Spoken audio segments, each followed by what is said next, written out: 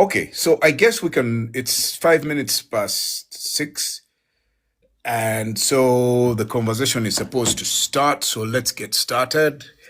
And basically, yesterday, so Saturdays is when I do my evenings from 4 to 6 is when I do my live, and I have these conversations with people on different subjects. So one of the issues that came up prominently yesterday was the issue of depression.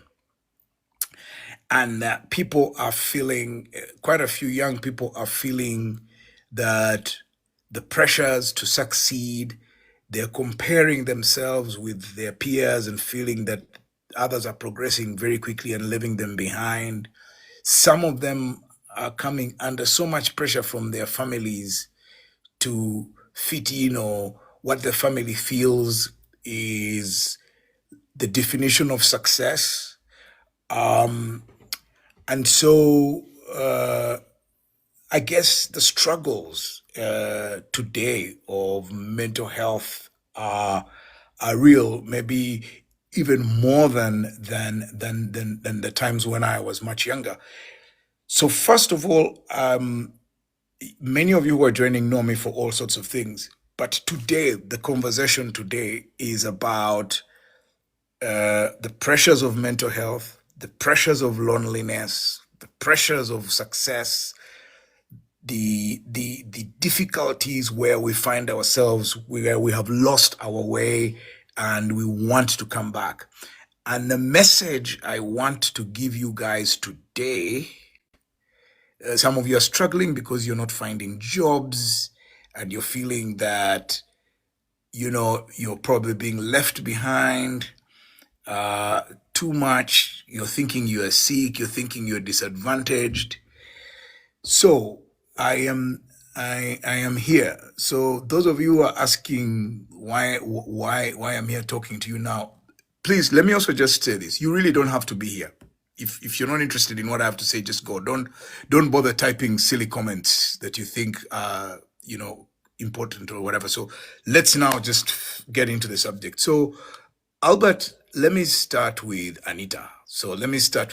Anita, what are you and what do you do? What are you? I feel like that's one of the hardest questions to answer because people really don't know who they are or what they are. But my name is Anita Ray. That's my media name. My ID names, as people joke, is Hannah Gashao.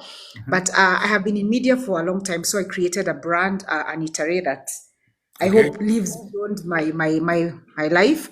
I'm a mother of two amazing children. I have a 16-year-old son and a 9-year-old son. I'm an author, first of all. I think I've written one book. I'm writing the other one. It's a biography about my life and my childhood. I'm also a mentor. I do a lot of mentorship. I am an activist for human rights. I believe people really should have rights in a lot of things. So I diversify in so many things. I love fighting for people's rights in different aspects. I am a digital media strategist by profession.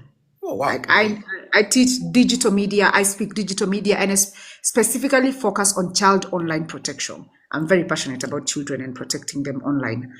Other than that, I am an amazing woman of God. I am a happy person. I enjoy just so many things, but that's generally who I am. And I'm the founder of Zuku Katuli Commission. Okay. Albert, and you?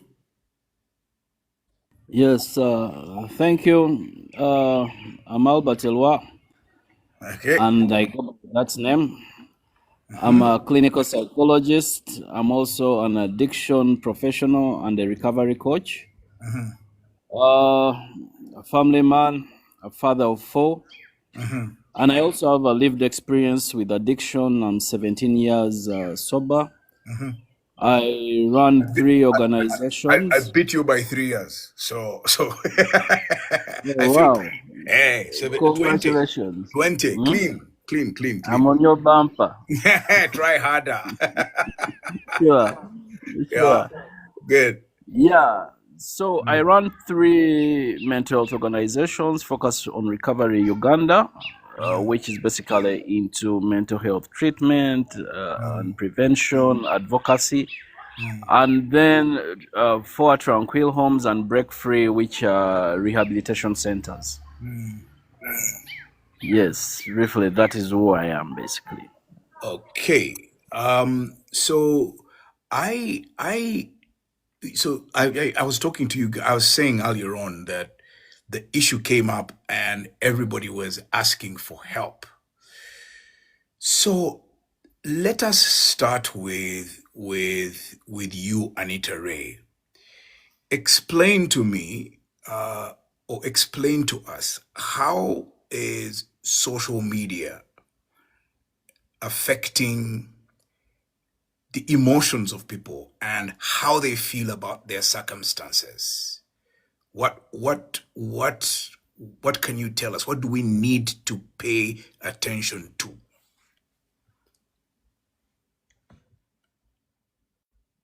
Thank you so much. Sorry, I'm okay. Thank you. So first of all, social media is quite vast, and I keep calling it a deep dark hole that people do not understand, because social media is good and bad in equal measure. And one of the things that people don't know or forget about social media is that what you post in social media doesn't go away. Social media keeps a record. The internet never ever forgets. Anything posted, anything said, anything done will always be remembered. So you find in our current state of life, or our current digital era, as they love to call it, people are immersed in social media as a way of living. It's become like a necessity. So you wake up, the first thing you do before anything else, you go online, you see what other people are doing. That's the problem. You don't go online to update, you go online to feed on what other people are doing. So you go online, that's when you start feeling inadequate. That's when you start feeling like, I saw my classmate post a car. I saw my classmate post there in the Maldives. I saw my classmate doing a honeymoon. They did a big wedding. That's the first thing you see when you leave bed. We always have a joke where people check their TikTok, Facebook, Instagram before they realize if they can walk or not. Maybe your legs stop working. You have no idea. And it's very hard to realize it's an addiction, because we always say, when you get, especially on TikTok, it's a loophole. You can watch videos till 5 a.m. in the morning. True. Because they're interesting, and they keep, if you like this one, they suggest another one like that one. These people know how to hook you. It's quite it's very crazy that once you like, it suggests to you the things you like. So social media, one, gives you an illusion of a life that is not real, because people confuse followers for real life followers. You assume, like, I have 300k followers, these people follow me in real life. No. So you have a self-exaggerated They may not even be real people. They are bots sometimes. People don't know that.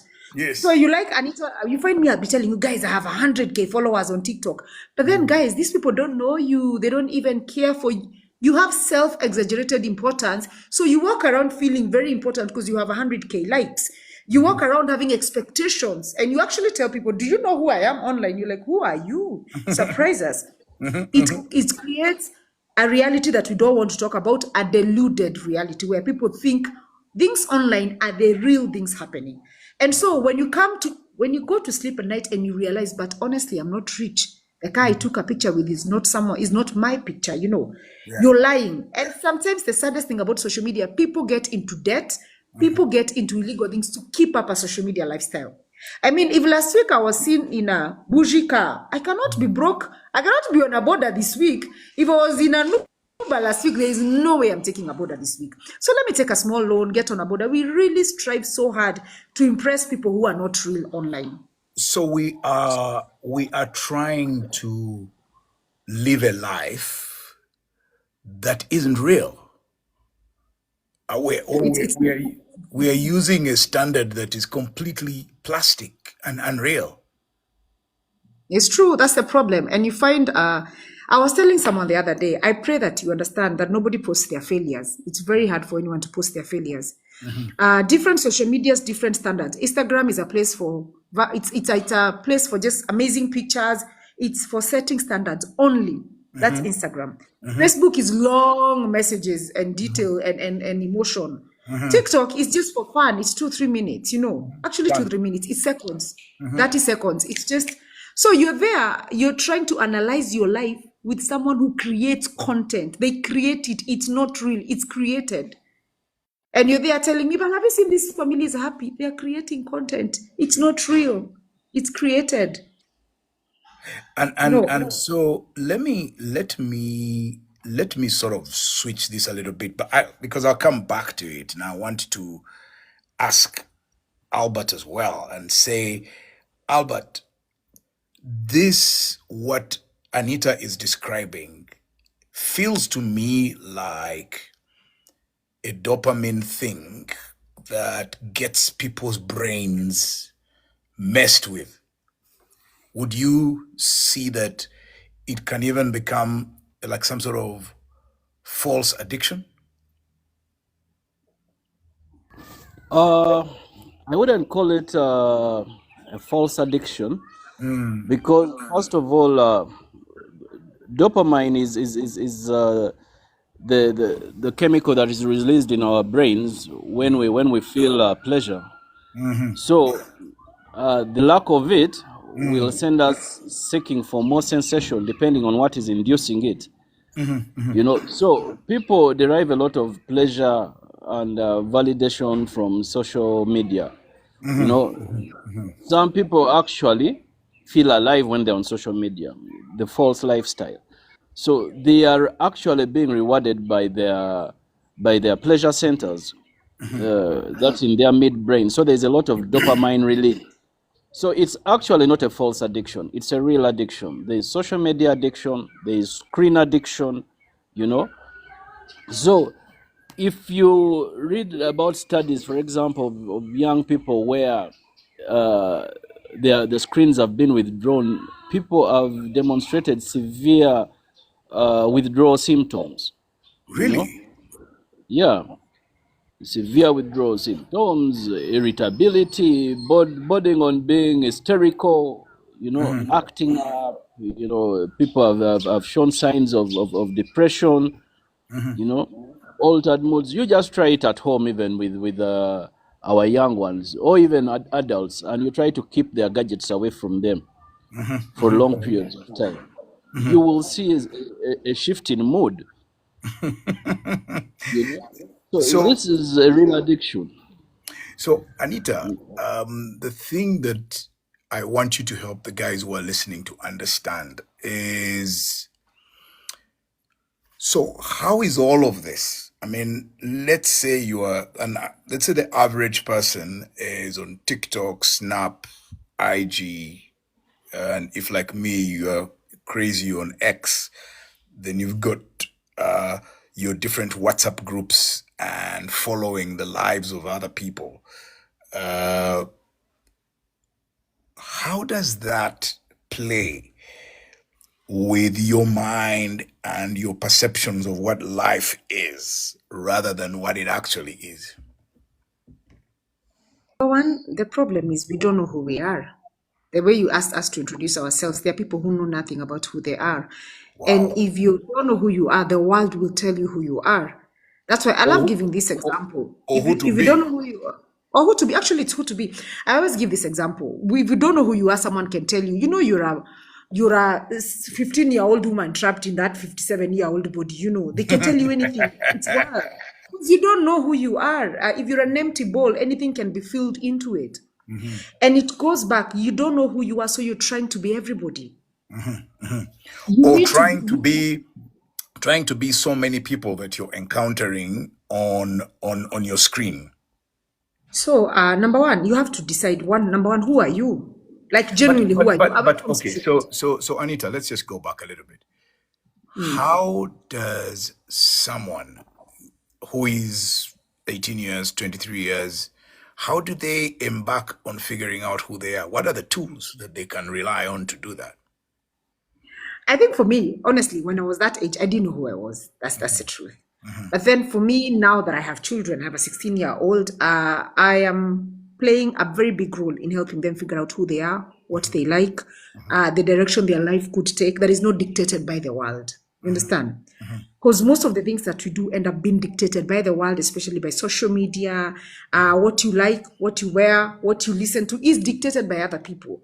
So I pray that we as a generation can raise people who can find out who they are. To be honest, number one is holding space for our children, because we are the parents now. And informing our children. We cannot allow the internet to inform our children. We cannot. Like, you cannot say my child knows this from the internet. You're the first source of education for your child. So what education are you giving them other than academics? What are you equipping them with? That is the reason. That's the reason I'm very big on equipping young people with credible information. Because they need to discover. Funniest thing, you ask people. Someone asked just here in the question, what if we took away the internet?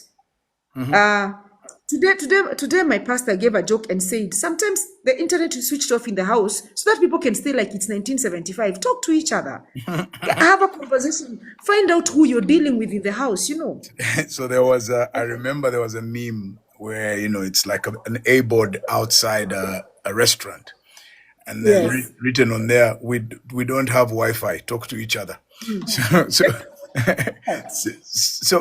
So I go back to Albert and ask Albert.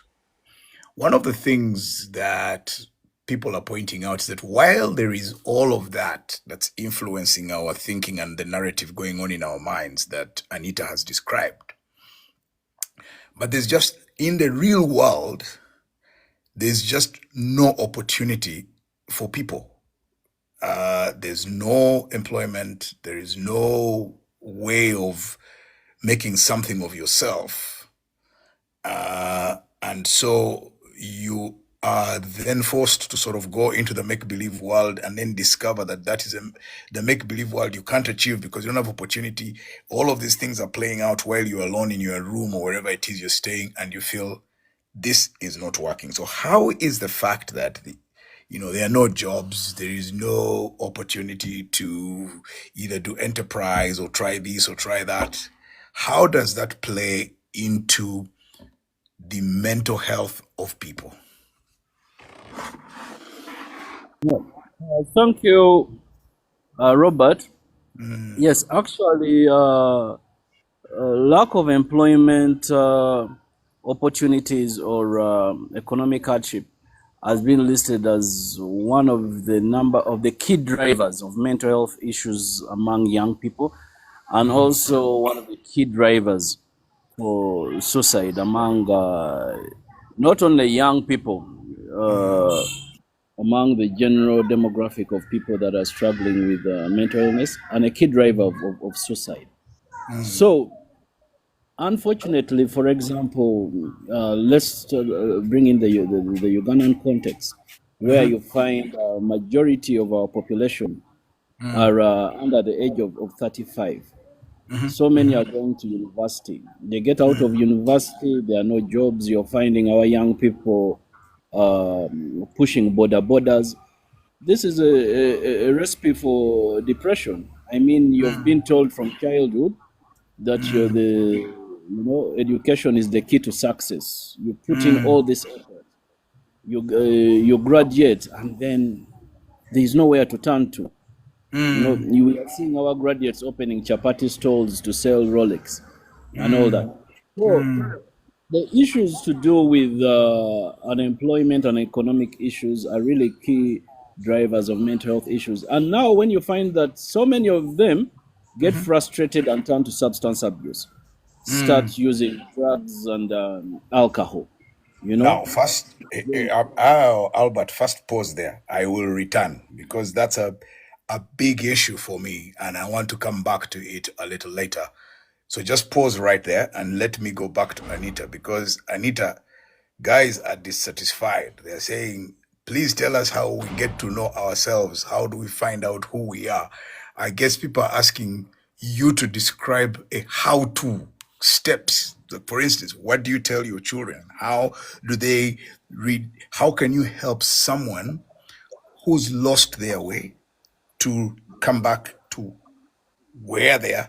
But also, how do people either learn, know, or remind themselves who they are? Because sometimes people sort of lose themselves and just need to be brought back to who they are. Thank you. Let me answer that briefly. Number one, if you're listening here, of course, now most probably Ronaldo, and you're thinking, how do I find out who I am? Number one, remove every title that you have. And I'm going to give from my experience what worked for me because I discovered who I was at 30. Just remove every title of who you are. Daughter, mother, wife, teacher, every title that has been, remove all of them. Then now when you're there, not being addressed by someone who, titles come with expectations, definitely. Yes. So no, remove every title and sit with yourself and ask yourself, what do you like? I found that was the easiest way to figure out who I am. What makes you happy? It's small things that we overlook. You might be someone who enjoys cartoons, but you're like, people will judge me. Remove people from your head. Like, remove everything, empty your head. What do I like? What do I enjoy? Like, remove every title, even child of someone, remove every title and remain bare as call yourself a nobody. Now, as this nobody, what does this nobody enjoy? This nobody that doesn't have to wear a suit, this nobody that doesn't have to present themselves as mature, this nobody that doesn't have to wear any garment or any title. Sit down and ask yourself, what do I like? What gives me peace? Is it being quiet? Is it playing worship? Is it dancing to Lingala? Is it dancing in the rain? Is it, I don't know what they call it in Uganda. In Kenya, we call it dufumpararo, swimming in the river. What gives you peace? Those small things that help you find calmness, find your inner child, a safe space within yourself. Within yourself, it's very important. And we overlook these things. You're like, it's been childish, but you're a child. You're an actual child. If you don't feed your inner child, that's why you find yourself struggling. That's why you find yourself having to put a facade all the time. You have to be able to be yourself and accept yourself and be comfortable in being yourself. One of the other tools that I have found very useful and very helpful in self-discovery is listening to feedback and criticism. Compliments and criticism. Forget hatred. That's you don't waste time with that nonsense. I'm saying if you are involved with people or with something, what are they saying to you about what your role is? What do you hear about your behavior from other people who are experiencing you as you are?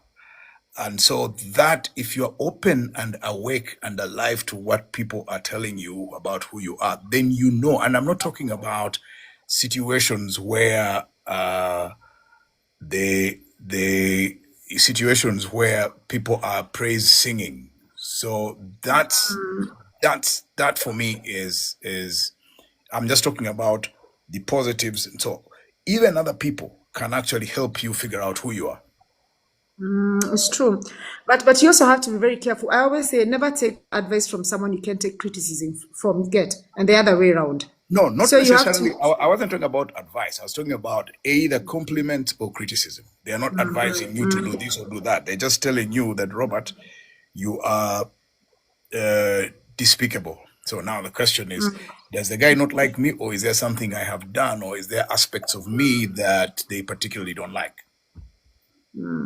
But I think even with all that, the bottom line is you have to look inside yourself. That's the most True. important thing. Because let me tell you something, Robert. People don't sit by themselves, and that's creepy. I always tell people are afraid of themselves because you get to see yourself. So you're like, I don't like sitting by myself. I get weird ideas because you need to be able to sit with yourself. You have to like yourself enough to sit with yourself, and look in the mirror and not be scared of yourself. You're like, that bad thought came, it came from me, and I won't be angry at myself and I won't judge myself. But we are so harsh with ourselves. We set unimaginary standards, expectations of ourselves.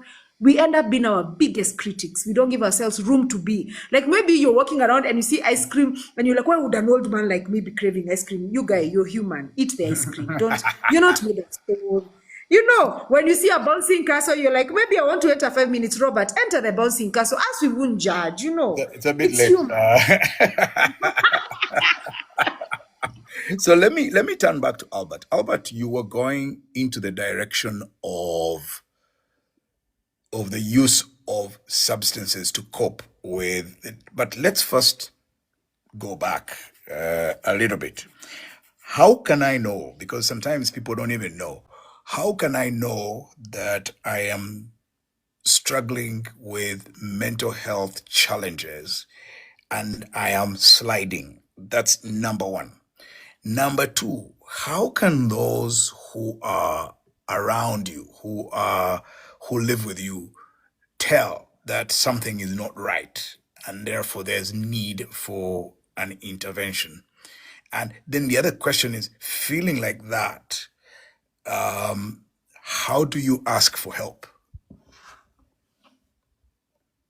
Okay, thank you, Robert. The first one is like you asked how someone can tell that they are struggling with mental illness. Now, of course, different mental illnesses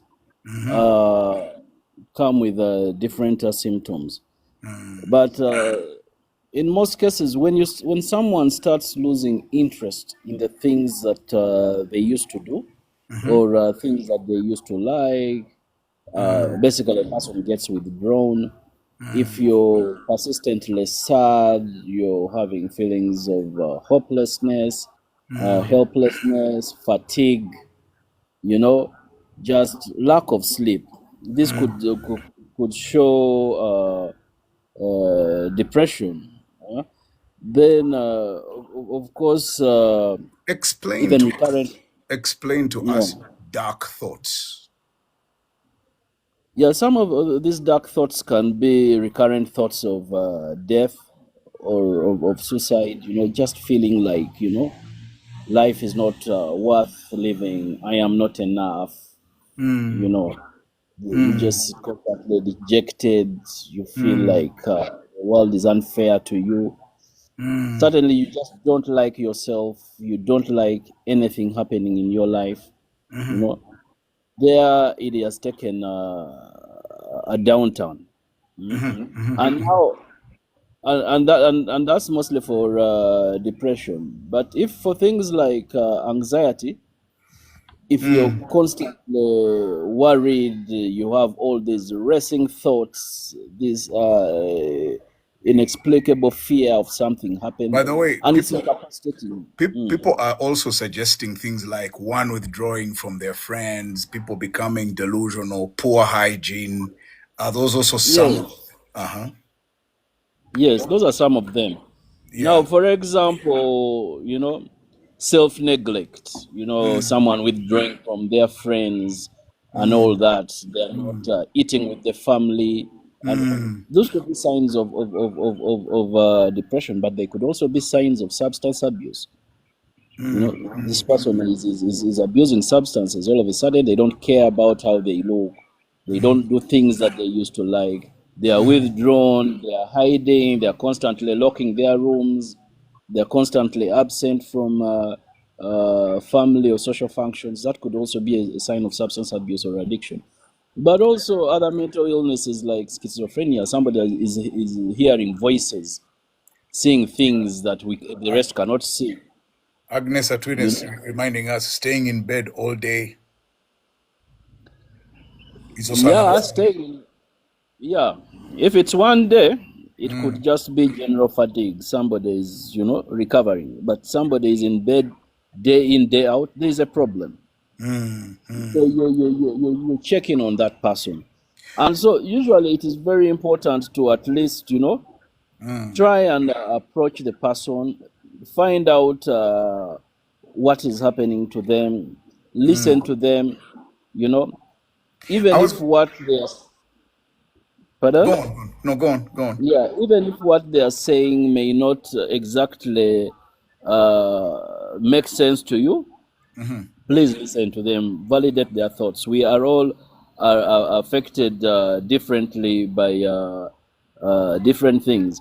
Now, for example, uh, let's look at, let's say somebody having suicidal thoughts.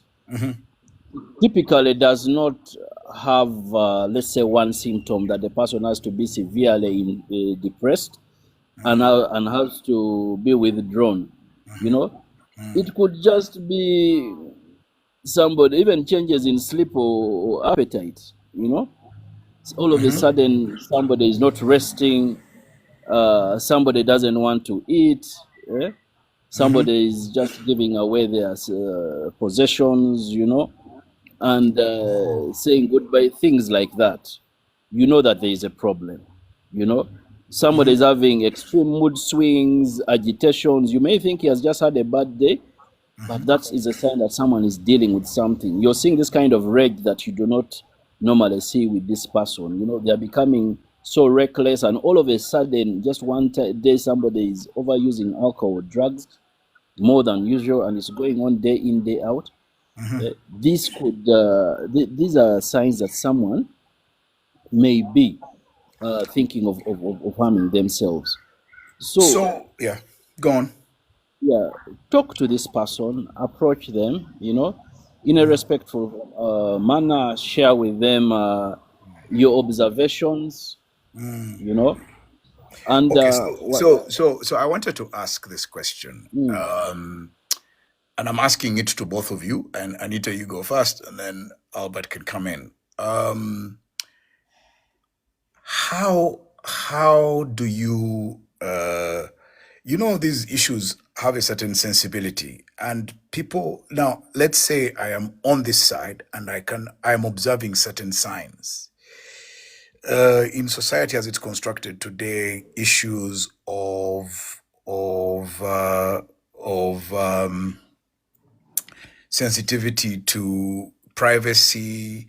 You don't want someone to think you're interfering in their lives. Maxine, there you go, interfering in their lives, or so how do we get ourselves how do we get ourselves into a how does one approach such a sensitive subject with another person? That okay. Oh, Let Albert, I start or Albert starts. Anita, you go first. Okay, sorry, Albert. Number one, for me, I speak from lived experience. I suffered with clinical depression. I've had a lot of suicide attempts. I've gone through my fair share of mental health issues. And I really never wanted to talk about it for a very long time because it was childhood trauma, it was sexual assault trauma, and you're sitting, you're thinking, I don't want to share with you. What I used to ask people, so what are you going to do about it? Like I shared, okay, I've told you then, can you take away the pain? What are you going to do about it? And I numbed it with substance abuse for a long time. But the one thing that honestly kept me sane, and I had a cousin of mine. Let me give him as a perfect example. He didn't know what to do. He's a man, but then he knew I needed someone there. So he moved houses, by the way, and became my neighbor. A very irritating neighbor. I hated it. So he made sure every day, every single day, religiously, he came to the house. Have you eaten? Do you want to eat? I'm like, leave me alone. He's like, so you haven't eaten. So are we eating, or what do you want to eat? I'm like, God, I used to have a help in the house. So my help would report me and text him like, hi, she's not home. So he would call me like, what do you mean you're not home? Where are you? I want to come hang out with you. I'm like, please get a life, please. But then he was so persistent. And every time I had a bad night, I maybe took pills. He was there, took me to hospital, never said a word. He never asked me, why are you doing this? He was so patient in sitting there and reminding me, I am right here. When you're ready to talk about it, it doesn't matter how long it takes, I will be right here. The problem with us, we give up on people too fast. Right. You give up on people too fast. And the thing you need to understand, someone who's having dark thoughts already knows the situation. They know maybe they have a family, they know they have kids. Trust me, they know how bad it is. But then they feel like they're not important in this situation. So it's not, they don't need you to speak to them. They need you to be there. Sometimes it's presence. I believe in the ministry, my ancestors, ministry of presence, just show up and be there and sit through it. We get tired of sitting through it. You don't have to give advice. Guys, stop being advisors 24/7. Sit with your friends. My friend is acting weird. They're in bed all day. If it is a lady and you're a lady, go to that bed and sit with them. Like, do you want chocolate? Do you want junk food? What do you want? Your friend comes to you and they're like, okay, you find your friend is partying hard and they won't stop. Go to them to the party. They'll get very uncomfortable. They'll be like, why are you going with me to the bar? You don't like bars. I'm going with you because you're my friend. I don't know what you're going through, but we are going through this together. It's a constant assurance that they are not alone that keeps people together. Because you're not asking them to change, you're not telling them to stop, you're showing up. And that's the thing. Don't get tired. You're showing up might be the reason this person really, really shows up for themselves. So you have to really, and when you ask someone, they won't tell you, Anita, are you depressed? They get very defensive. So don't ask. Just realize you should. And then they become very good at hiding it, because once Professional. you see it, then they begin to mask it from you and not wanting you to see that they're in that position. So, Albert, what do you have to say about that? You know, approach matters. One, you've noticed this person is becoming constantly withdrawn, they are missing work, you know.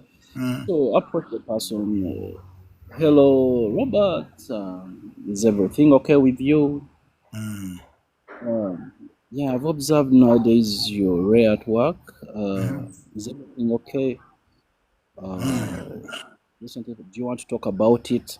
No, just the person may not respond the first time, but keep approaching. Like You know?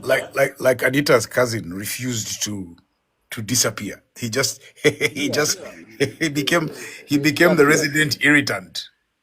Yeah, just not, you know, you have to also have, like I said, approach matters.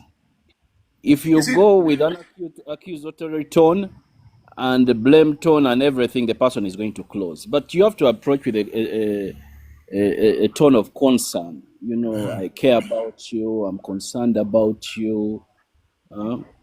What is bothering you? Do you mind sharing? You know, and if once the person starts sharing, just listen. Listen without interrupting. You know, try and validate them. Even if they may be dealing with something you consider so small, please do not minimize it. Just validate them. Listen, and then after that, try and talk them into getting professional help. Also, depending on how much you observe this person is disturbed. You know, sometimes we are disturbed by things that we could find solutions from others within our circles. right? You know, once I share with Robert, he will share with me maybe an experience and give me a solution. But also listen and be able to gauge, you know, you see this person is stuck, you cannot offer a solution, link the person to professional help, So, you know. and on that note, I'm gonna ask this question. So, first of all, two things, and this is for Anita. One, Anita, how does one make connections with other people? Because some people just have no company. How do I go out and make connections and be part of a community? That's number one for you, Anita. Number two, for you, Anita, again, is how do I ask for help? What are the ways I can overcome myself and ask for help? So, Anita, that's yours. Now, this one goes to Albert, and Albert will answer first, then Anita, you'll conclude. And then after that, guys, I'm going to open up for you guys to come in and talk for yourselves, because we've been sort of setting the ground. And so you can go down there in the corner and click, click, click. I will invite you in. So let's hear from, so Albert, what is the nature of help that exists, both professional and social? And then Anita can tell us, how do we make connections and how do we ask for help? Yes, thank you, Robert. Yeah, there is help. There are a lot of, we have a lot of counselors around. We have a lot of psychologists around. We have a lot of private settings. There is Butabika around. All these Butabika and many private organizations. So, Albert, the related question. Treating these mental health conditions. Now, Go on. pardon? We're listening. I didn't hear No, you. I'm saying go on. Yeah. Yes. So please do not fear approaching these people for help. If you go to social media, there are a lot of organizations that are offering professional help out there. Of course, if you go to statistics, and you'll read a lot of statistics saying that we have very few psychiatrists in this help, but there's a lot of psychiatric help in the country as well. We have clinical psychiatric officers who are doing a good job, and there are hundreds around this country. So there is help. The problem we're having is stigma. People dealing with internalized stigma. They look at stigma, at mental illness as a form of invalidity, thinking maybe they'll be laughed at or they'll be judged. No, these mental health challenges are just like any other physical challenge somebody can battle with. So if you're feeling unwell, or you see that someone is feeling unwell, link them to professional help. There is help out there. So, but before you go, Albert, I want, before you leave that issue, I want to stay with you a little bit more. We've got a lot of, someone that has just posted, somebody called Sky Host has just said, some of us live in the diaspora and we are suffering all of this depression. We don't know where to go. Then someone else just said, I think it's Hafasha Kenneth says, counselors ask for money after or are not having time. How can we create access for people in the diaspora? Is there an online option? Is an online option good? Can they reach out to people who are in Uganda but deal with them online or on phone, so that then it's not how shall I put it? So it's not prohibitive, because in some of those countries it's very costly for you to find a shrink, and you just can't afford it, or you even fear to go because you don't know whether you'll be able to afford it. But that's for people who are in clinical level of clinical, in need of clinical attention. But even without clinical attention, you still need some kind of professional. So how can people take advantage of technology and have access to these? Yes. For example, at Focus on Recovery, we have telehealth services Yeah. where you can call, or even just mail us or inbox, and we link you to one of our professionals. We carry out an online assessment. You can remain, there is complete confidentiality, we respect your anonymity if you want to remain anonymous and all that. So, and I believe there are other organizations as well that are offering telehealth services. So I cannot speak for other organizations, but for one, we do that at Focus on Recovery, and if you search, you'll find that there are other organizations around Uganda that are doing the same. So Anita, what are the ways in which I can ask for help, but also how can I, if I'm sitting in my room and wondering how can I be part of a community, what would you advise people? Number one, find your people. There are so many amazing people in this world, but not all of them are for you. That's the truth. And you can be such an amazing person and you're not for everybody. That's the truth. That is life. You first have to accept that. You're not an avocado. You can't please everybody, you really can't. You have to accept that. Yes. Once you're in a level of that kind of acceptance, you know that.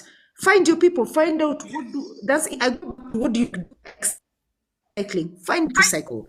I like poetry. Find people who love poetry. I saw the background of you. I saw your books. I was like, now I can read that line by my people who books. Find your people. And you have to find your people so you don't strain in you. What you're seeing is a very, very I'm restricted you. part. I think the people who are joining me. Okay. I was going to say fast so that we can be able to. Okay. Let's see who is unmuted. Let's see. Alika Foundation, please mute your mic right now. Otherwise, I'll have you off. Okay, great. So, Anita, I was going to say that what you're seeing is like one part. I can just make you feel a bit bad by doing that, and so you can see. Sure. Wow. I was just showing off a little bit. No, you're really showing off. Maxine Linda, feel bad about that. So, So, okay. So point is, you have to. I don't want to lose my train of thought. You have to find your people and not try to fit in the wrong crowd. Be content with who you are. You're not an extrovert. Stop trying to be an extrovert. To find your community, you have to be honest with who you are. Don't try to fit in. You need somewhere you can belong. So if you're a dull person, you're not a loud person, you're not fit in where you are and be comfortable in it. You don't like bikes, you're a very quiet person. Find your quiet people. Just don't go into the wrong group for any other reason. And don't let social media trick you, but then find your own community. That's the only way you get your people, is reaching out to the things you like. So If that makes sense. So how do you ask for help? Some people. Number one, yeah. Yeah. Sorry. Now saying, how do you ask? Yeah. Okay. The thing is, with asking for help, people ask for help, but we don't see it. All right. We have become very. I think we've seen too much pain and trauma and hurt that we no longer recognize it. People ask for help all the time. No, I think the struggle for those, there are some people who are just can't bring themselves to, they struggle with the fear of rejection or what they think might be shameful for you to admit or to be vulnerable. How do you overcome that in order to ask for help? You have to want change for yourself. That's one of the most important things I learned. I'm 2 years sober and celibate. It is not a walk in the park. My God, I could have chosen another battle. But I fear you. It's a decision I made for myself.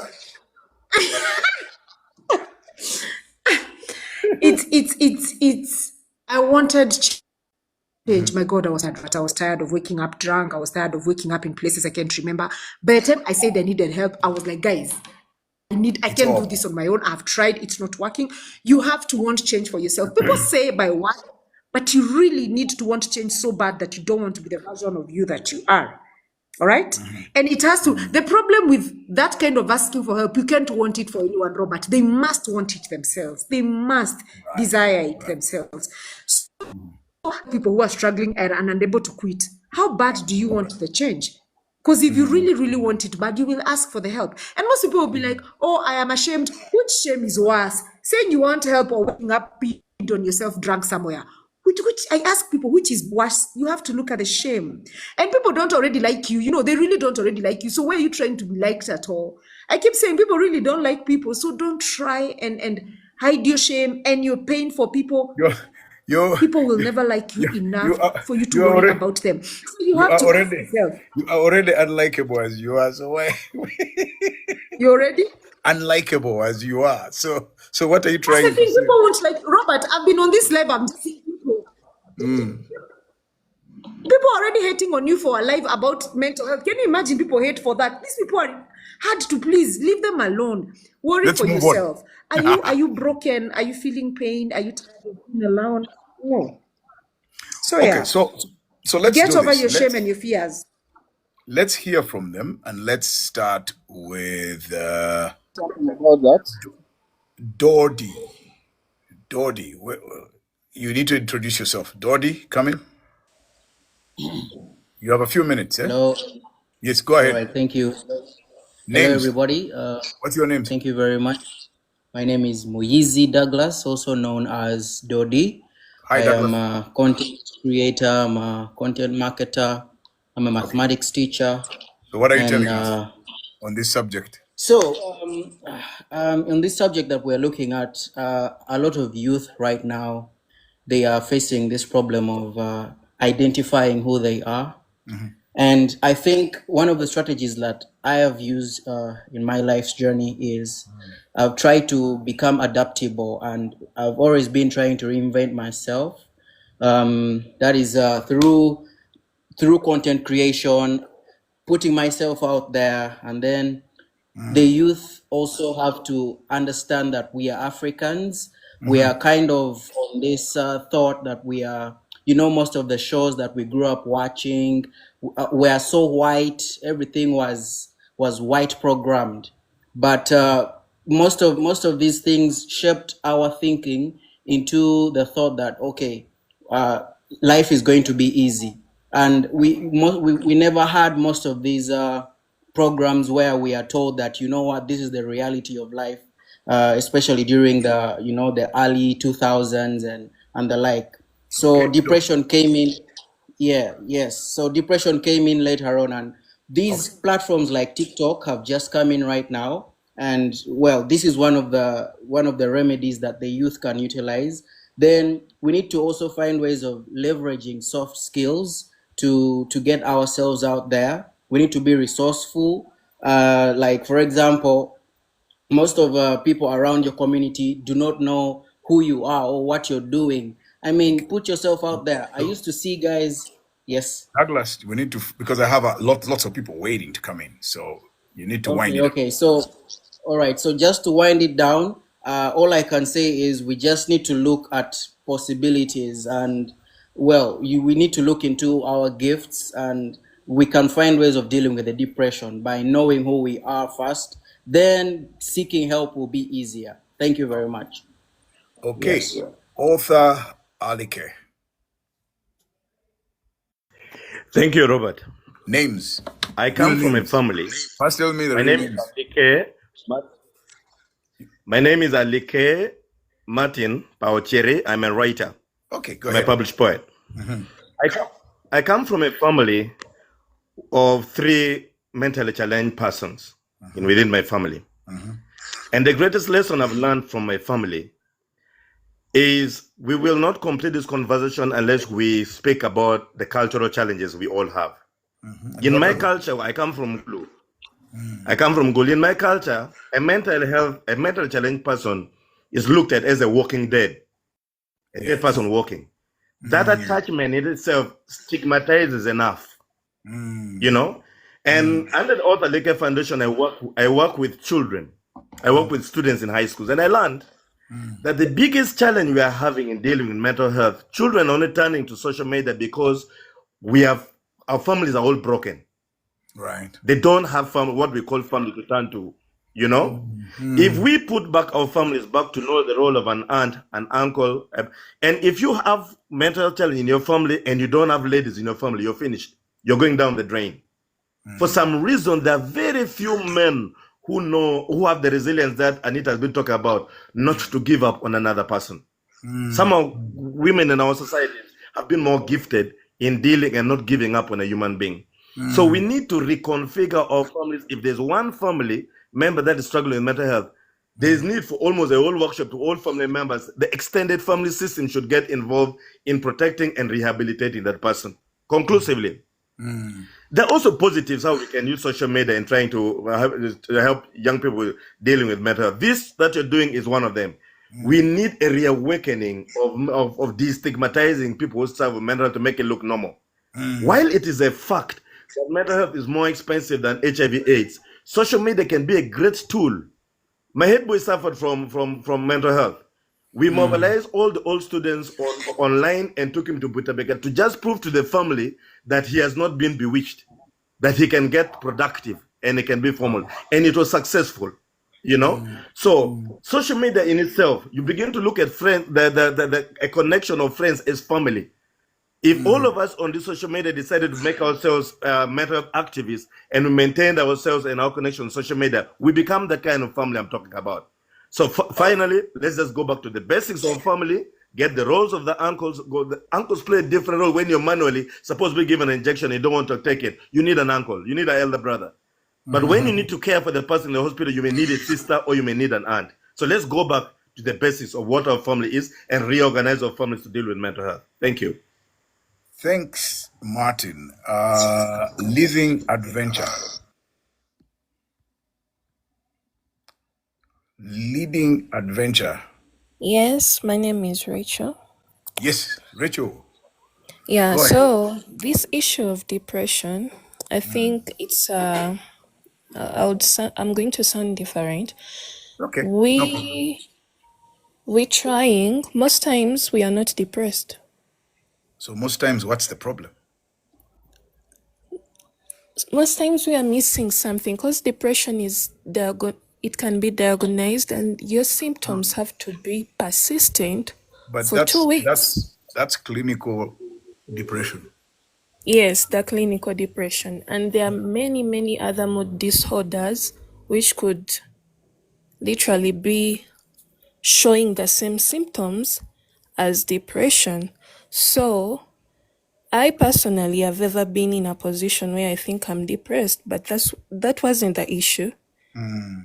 I was missing something in my life, and as soon as I would get that thing, I would be in a better mood. When I lack it, I'm like, oh my God, I'm depressed. But depression is a very serious condition, very serious condition. All right. And the other thing, you had asked someone how we should try to make friends. First of all, you have to know yourself. What are your hobbies? And that's how you're going to start to make a network of people around you. Do not think that there is some help which will come to you if you do not decide to help yourself. You are the first person to help yourself. So if you find comfort in church, go to church, join groups in church, and that's how you'll find people whom you're comfortable with. Try, and we shouldn't, social media, internet, technology, I think it has increased a lot of these mental health disorders. We tend to be on our own, scrolling on our phones. You stay in your house from morning to evening. And how will you fail to think about all your problems? You're not associating with people. You're not sharing ideas with people. Because people help us a lot. You can just go out and share ideas with someone, and you can pick something which will be good for your life or for your plans. Yep.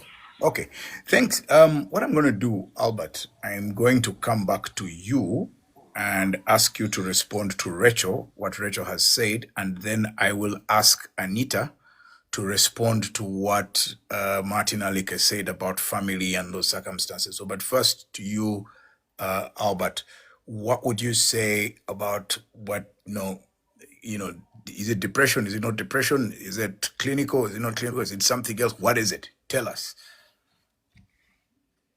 Uh,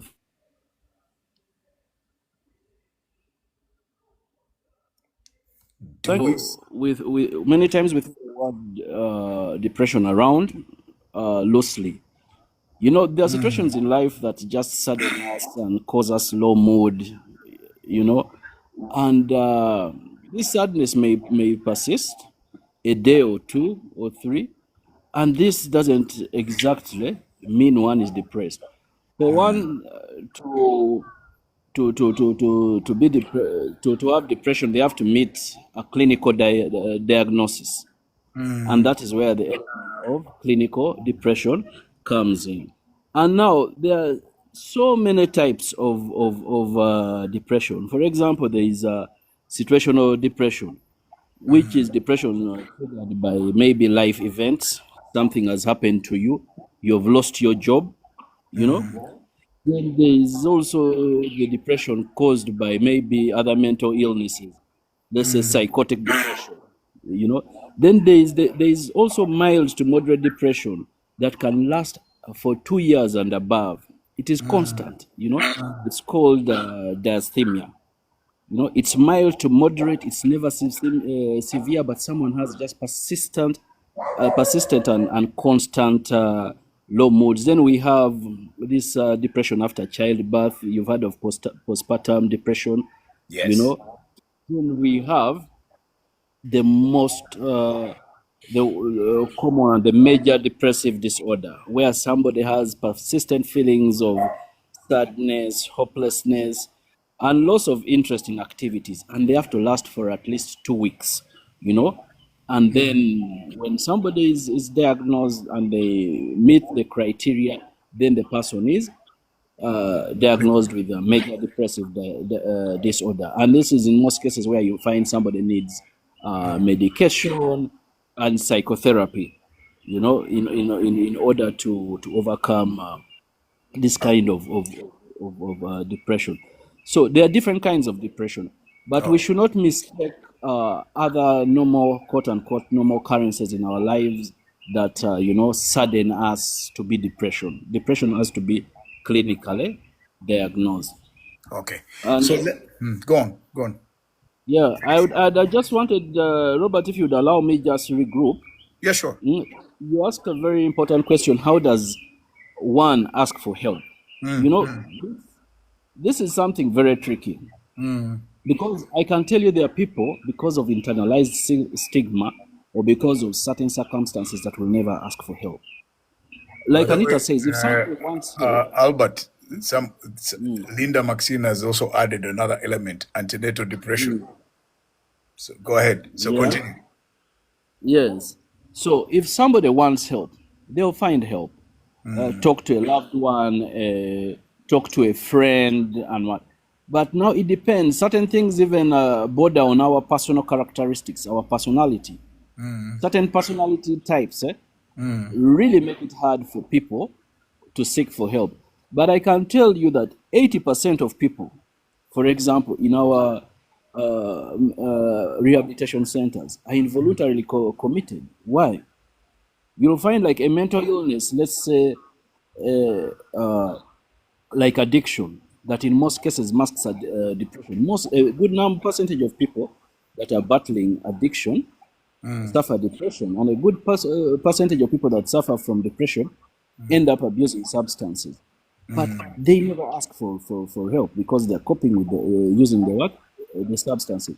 So in most cases, you need to help that person get help. And if you for example, you read the Mental Health Act, that's why there's a provision for you to force somebody into medical care. True. True. Yeah. I mean, So I did that a few times, so I know. yes, I have seen situations where people just look on for fear of intervening, and they end up losing their loved ones.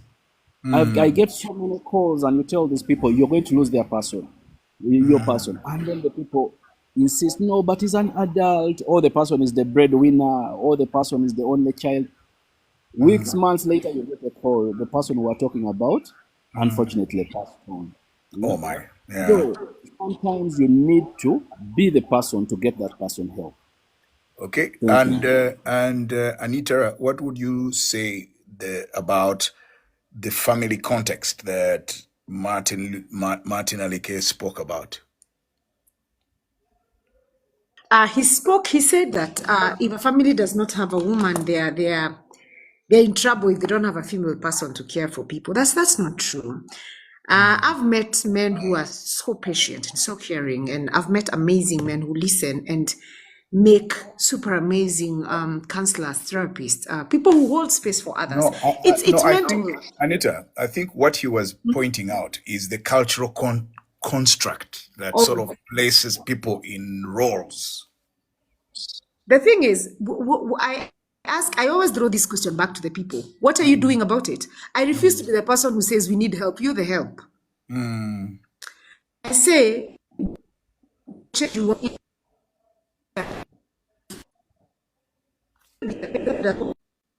for men to talk Sorry, I'm losing you, Anita. I don't know why.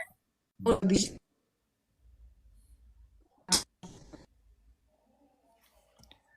Oh my, I don't know what's happening to Anita. We've lost you quite a bit, eh?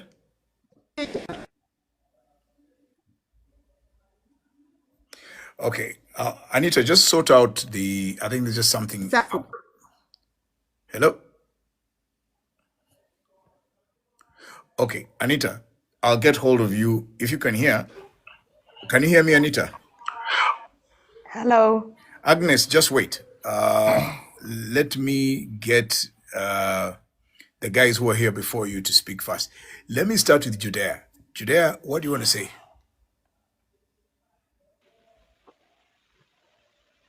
Jude A. Rue. Jude, do you want to talk? I let you in. Jude. Yes, thank you. Thank you so much. Can you hear me? Yes. Yeah, thank you, Mr. Kabshenga. I really appreciate this amazing and wonderful topic that you're discussing about. I think there's a network issue. Go ahead. Anita, I lost you, so just sort out your network, come back in, and then we'll continue. But let me listen to you. Yeah, Mr. Kapshenga. So I was still speaking. I was saying I'm appreciating you for addressing these topics, and really these amazing minds coming together and discussing about it, because it's the reality. People are depressed, but I also want to look at it from a different perspective, and that's a spiritual perspective, and which people don't pay attention to. Yes, the truth is, this is a mental thing, but if you look at it from a deeper eye, it is also a spiritual side of it. However much people may neglect it, but it's also a reality. So people need to also learn to lean on God. People need to learn to build, trust in God, because this is a thing whereby you'll find that you're lonely, and if you don't have that God mind in you, whereby you're like, I am not alone. There is a spirit that I lean on. So people need to really develop that in them to overcome, that depression, because people really need help. Okay, just hold on. I'm struggling with someone who's in and their mic is open. Boo Boo, just check your mic, please. Or is it coming from you? It was coming from you. You had people in your background. Okay. Right. Okay. So let me get Agnes Atwine. Agnes, go ahead. You need to unmute your mic, Agnes. We can't hear you.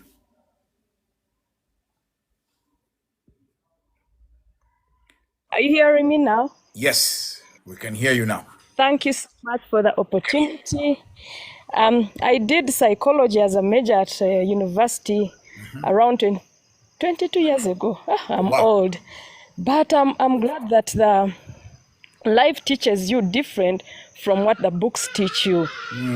I used to be a novel reader, reading on moonlight, reading on candlelight, and even the books teach you a lot. You see, you go into life like you can never imagine. Whatever you read, you take it on.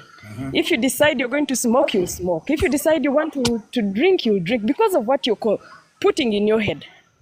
But I thank the Lord, because when you live life, you see what people are going through. And there was good comparison and there was bad comparison. You talked earlier about competition. I think Anita talked about it. If you want to compare yourself to others, you're going to fail. If it is in a good way that you're competing in good competition, that is okay. But you want to get what you have not worked for, it is very depressing already, and you're bringing you're bringing that on yourself. And it is unfortunate. That's what we have to do. I wanted to use 1 minute because I know I've landed on your life. I've never done it before, and I thank God. Solomon is my brother-in-law. I thank the Lord for him.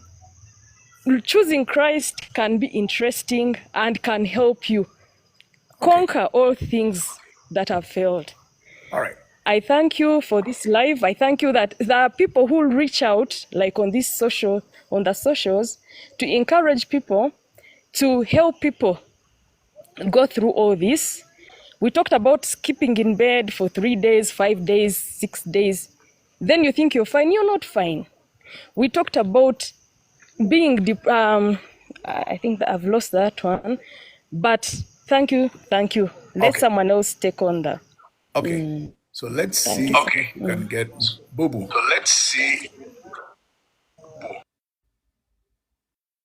I think we lost her.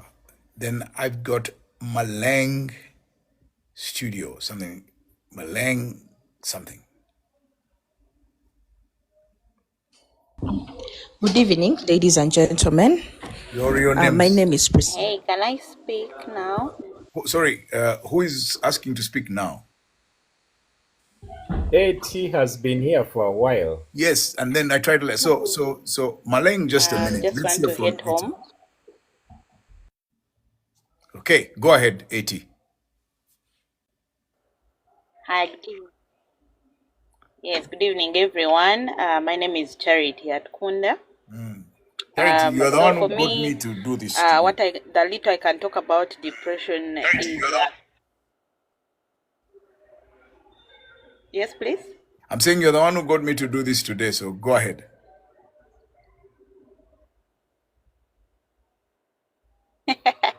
Okay, so today I wanted to share a little bit of depression and all this that we go through every day. So for me, I feel like as a Ugandan, almost every Ugandan has one type of depression. If you look through the whole country and what we are going through and all that is going around this nation as Uganda. So for me, I would touch today. I would touch on generational depression, the things that we inherit from our families, that the things that affect us while growing up, and then we grow up with them, and then we take them to our children, and maybe our children go like that, like that. But God forbid, when you get born again and pray about these things, some of them bikutukana, some of them stay. So, for example, I was born in a family. I'm the only child that connects my mom and my dad. My mom had five, my dad had four. So I'm the in between child. So I've grown You're the up in a bridge. family where there's no much love. There's no love in a way that.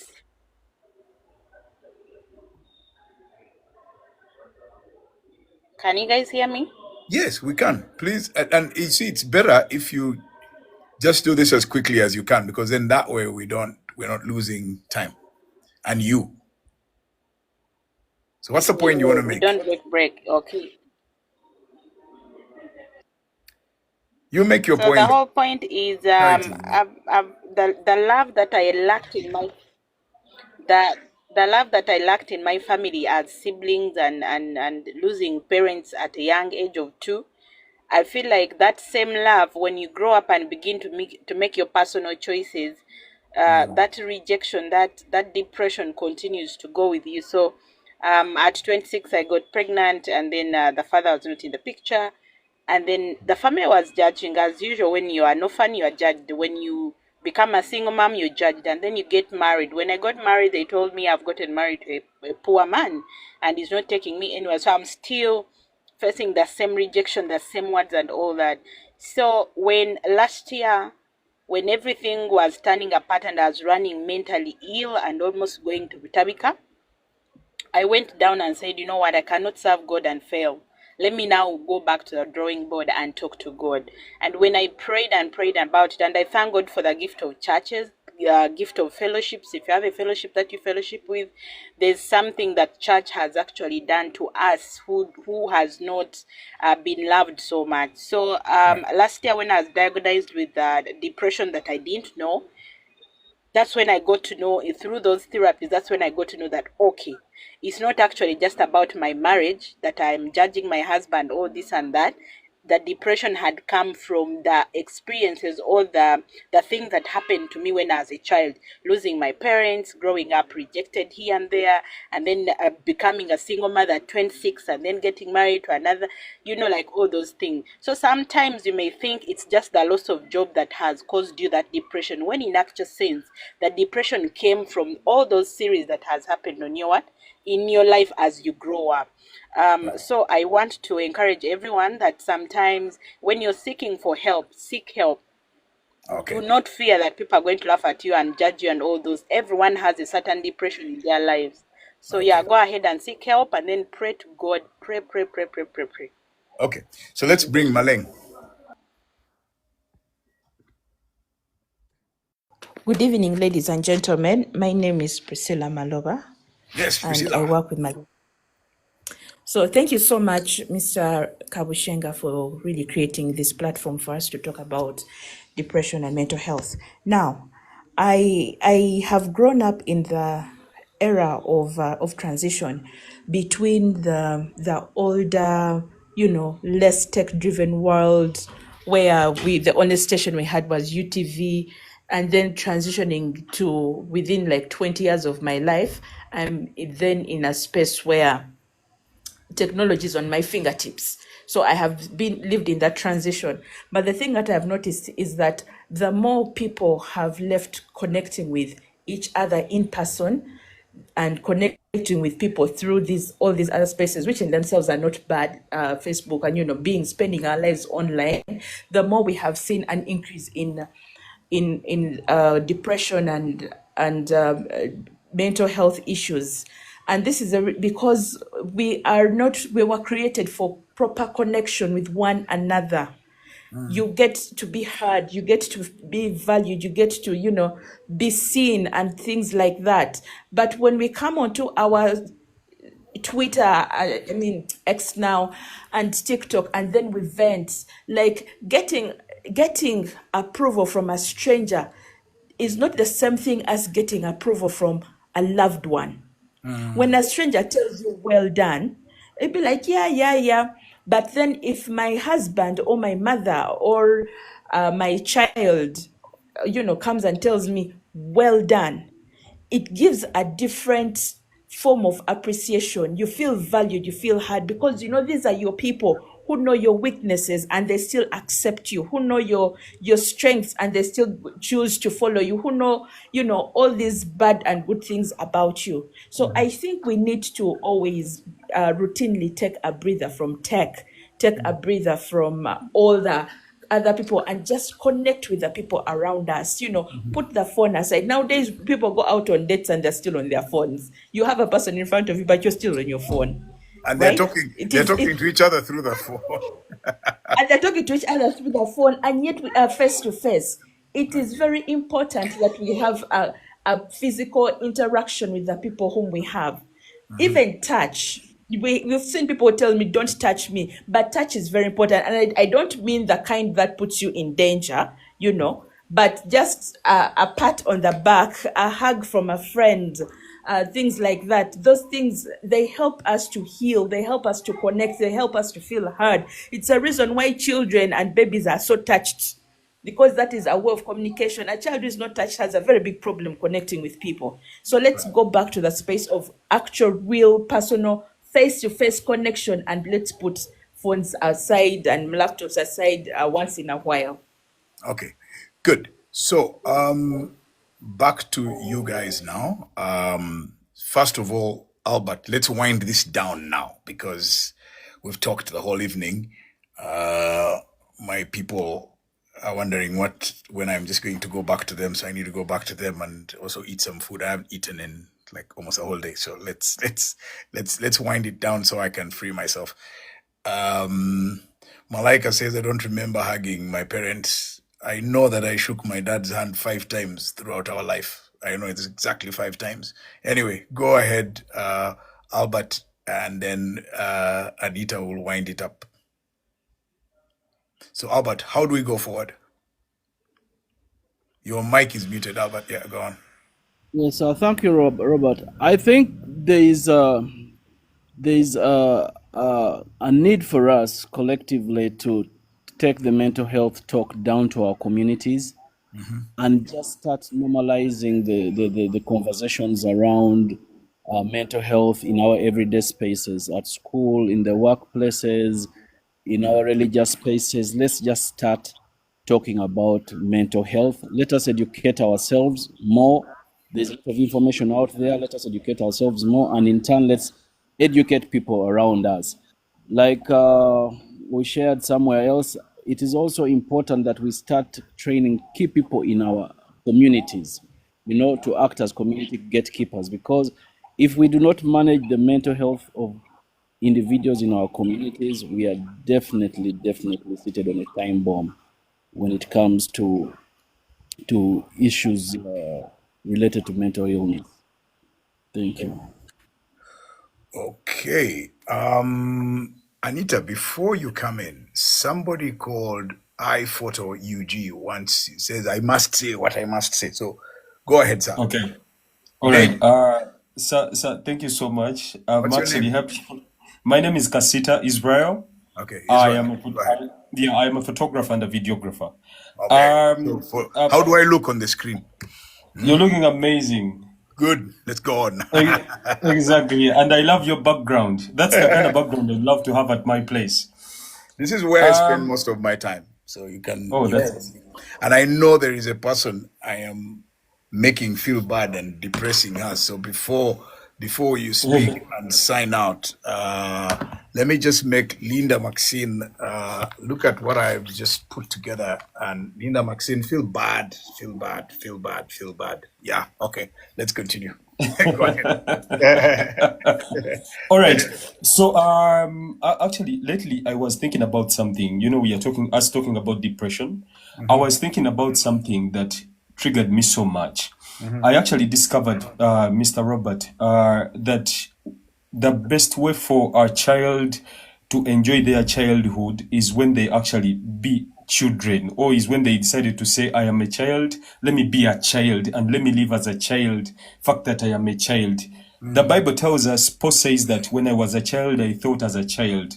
If Paul had written that when I was a child, I thought as a mature person, he could have lost the whole thing. In our generation, we have failed to take in the fact that we have to appreciate every stage we are at. People are depressed because they want to live in generations they aren't. If you are a child, you must accept the fact that you are a child and you need to be fathered, you need to be mothered. At the end of the day, we are having people that do not want to live. If they haven't grown up, but they want to live as grown-ups. At the end of the day, they are putting their lives in danger. I remember one time, I loved doing business and stuff, but I was young and I needed lessons on how to start up a business, how to run a business. But I had this friend of mine that was succeeding in business. He was older than me, actually, like 10 years. And I used to do things that he was doing, and my body could not take in the much he was doing. But I got to learn that little by little. And I actually, I'm actually seeing myself going where he is at right now, because I gave myself time to know that if I am a child, I must live as a child. If I am a grown-up man, I must live as a grown-up man. Thank you so much. Good. So, Anita, do you want to wrap it up for us? First of all, thank you so much for hosting us. It's been quite interesting to hear people's views on. Actually, I enjoyed reading the comments. There's always a joke on social media: go to the comments, leave the post, run to the comments. Is where the issue is at, yeah. And to just see what we are discussing express itself on social media is quite tasking. But anyway, my point is mental health is real. Social media can make it better by conversations like this, but also it can make it worse because there's trolling, there's bullying, there's a lot of heaviness that comes with it. It takes a lot of thick skin for you to sit and see someone tell you, what are you doing here? It takes a lot of thick skin. So I would ask for us to be the love that we seek, to be the kindness that we seek, because kindness goes such a long way. Because people don't, a suicidal person does not have a sticker on their head. A depressed person is not wearing a t-shirt saying, I'm depressed. People don't wear their problems, they wear clothes. People don't wear their problems, they wear smiles. So I ask of you, in every space you walk into, whether it's at the Rolex guy, whether it's at a judge guy, whether it's at work, whether it's at church, stop looking for kindness. Be the kindness you're looking for. Because how you treat people goes a long way in assisting people who are struggling with mental health issues. Maybe someone just needed a little hug. Guys, hug your children, hug your siblings, hug your people. Remind yourself consciously to actually be kinder. And the one thing I'm going to ask everybody on their life to do for themselves and for their friends, check in on your people. Albert is your friend. Ask him randomly, how are you doing mentally? How are you doing? Where are you? How can I be there for you as a friend? Albert is fine. See, this might be the problem. Anyway, I'm serious. Check on your people, because sometimes people next to us are unwell and they wouldn't tell us because we assume they're okay. So it's the happiest people who are the saddest, and people give what they lack. So if you see someone over caring, if you see someone over giving, maybe that's exactly what they lack. So I'm going to ask us to be the love and the care that we seek in society. Even online, don't be a bully or a troll. Don't be kind and be nice. It goes such a long way. And thank you so much for having us, and we should have this more often. The more we talk about it, the more we break the stigma. Okay, guys, I'll be back on Saturday at 4 p.m. Someone has asked that we talk about corporate politics in the workplace. I think what we shall do as a follow-on from this, we will talk about some of the things that happen in the workplace that affect whether it's toxicity and how we advance. I'll try and have that. But thank you very much, Albert. Thank you very much, Anita. It was such a short notice.